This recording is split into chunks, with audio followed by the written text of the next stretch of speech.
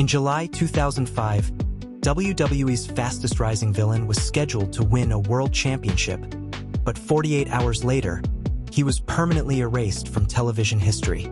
Think about a broadcast standards executive sitting in a high-rise New York office, staring at a ringing landline as Fortune 500 advertisers threatened to pull millions in primetime ad spend overnight. That frantic moment was the hidden mechanism behind the sudden disappearance of Mohammed Hassan. Look, I'm no television network executive. I just analyze broadcast contracts, public corporate filings, and media ad rates. On screen, the character was generating explosive ratings quarter hours and driving massive audience engagement across key demographics. He was being aggressively groomed to defeat a legendary Hall of Famer at SummerSlam and carry the company's flagship summer pay-per-view slate. The wrestling engine was working exactly as designed, generating unprecedented heat and driving live event ticket sales. The character was originally pitched as a nuanced social critique, but as television ratings climbed, the creative direction pushed deeper into cheap shock value. But behind the curtain, a real-world national tragedy collided with a pre-taped broadcast, shattering the delicate illusion of creative independence. To understand why this system broke, think of a pro wrestling company like an elite restaurant leasing space inside a luxury shopping mall. The head chef might decide what goes on the menu, but if the mall owners decide a specific dish offends their daily shoppers, that plate gets thrown in the trash before it ever leaves the kitchen. Television networks do not sell storyline resolution. They sell viewer attention to corporate advertisers who demand absolute brand safety.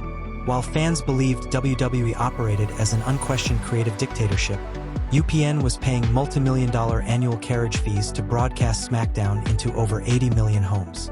The network was the ultimate landlord. When a pre-taped segment featuring masked assailants aired in North America on the exact same day as the London Underground terrorist attacks, the collision between scripted drama and real-world horror was catastrophic. Phone lines at the network lit up with furious corporate sponsors demanding answers. Now, wrestling traditionalists often argue that provocative, boundary-pushing creative is the exact engine that drives television ratings, pay-per-view buys, and merchandise unit margins. They claim edge is necessary for survival. Therefore, when network executives saw their primetime ad inventory threatened with a complete corporate blackout, the chef lost all control of the kitchen. The financial mechanics of network television operate on a cold, unyielding reality. When corporate sponsors threaten to pull their ad buys, a network's primetime ad yield collapses immediately.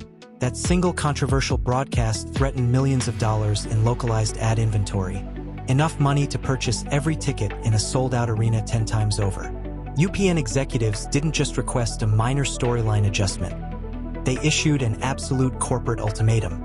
They explicitly banned the character from ever stepping foot on their television network again. This left WWE leadership facing a brutal strategic trade-off: sacrifice an 8-month character investment or risk compromising their multi-million-dollar broadcast distribution partnership.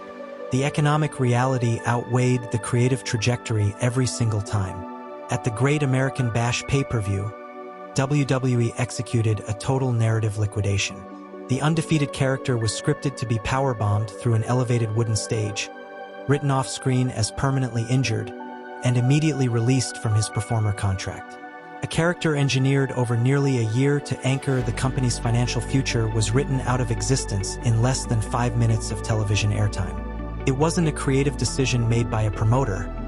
It was a financial write-off forced by a board of directors protecting their commercial balance sheet. Every time you tune into primetime television today, you are watching a silent, invisible negotiation between creative ambition and corporate risk management.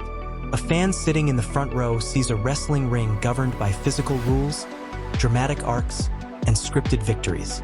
But behind every championship push, heel turn, or sudden character departure lies a cold spreadsheet of ad clearances and broadcast standards.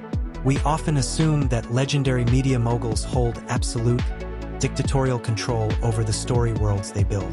The reality is far more grounded in capital allocation.